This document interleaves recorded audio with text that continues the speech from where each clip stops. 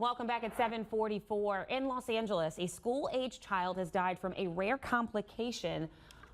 This was a rare complication of measles that the child contracted as an infant. So again, this is a school-age child who's now had complications from something they contracted as an infant. Doctors say this case is painful. It's a painful reminder of how dangerous the measles can be even years after infection. Health educator Dr. Griggs joins us to take a closer look at the long-term complications of measles.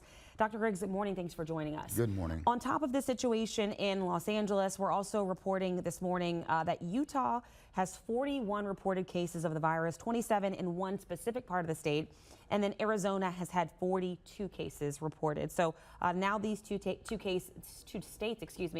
are the epicenter essentially of a massive outbreak of measles in the country.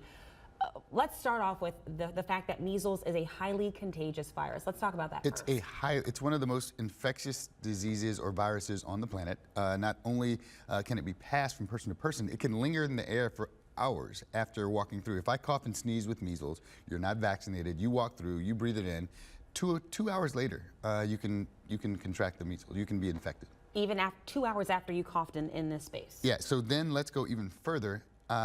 After you're resolved, you get the virus, you get the rash, you get the symptoms of the disease, and you can be fine. 2 to 10 years afterwards, you can be this condition can manifest, can show itself. Subacute sclerosing panencephalitis or brain swelling. And that's what happened with this child in Los Angeles, correct? That's what happened with this child. It happens in 1 in 10,000 people, and then 1 in 650 infants. So I guess help people understand, okay, so they contract measles as a small child or an infant.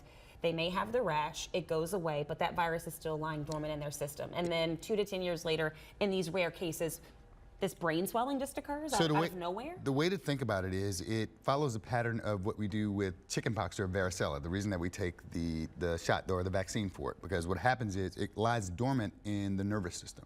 And for whatever reason, it's an atypical response of the immune system that can cause this brain swelling that can manifest, like I said, 2 to 10 years. All of a sudden, your child will have resolved at, like, say, age 2. But then once they get in school, they'll have problems concentrating. They'll have problems with headaches. They'll have problems. The term is called obtunded. They'll have problems focusing. The brain swelling will occur, and unfortunately, it's a fatal. But there is a measles vaccine, and we just showed images there of the MMR. That's measles, mumps, rubella. It's one shot, and then there's a booster later on that you get. Is that how that works? Yeah, well, there's one shot, and then there is a booster that you take later on.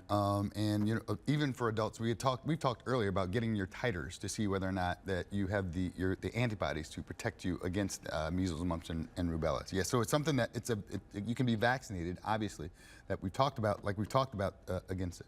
And again, with this case out of LA and this outbreak we're now seeing in Utah, Arizona, highly important and sad and scary reminder that we need to take advantage of this vaccine. Scary reminder that we need to get vaccinated. This is something that this is the largest outbreak.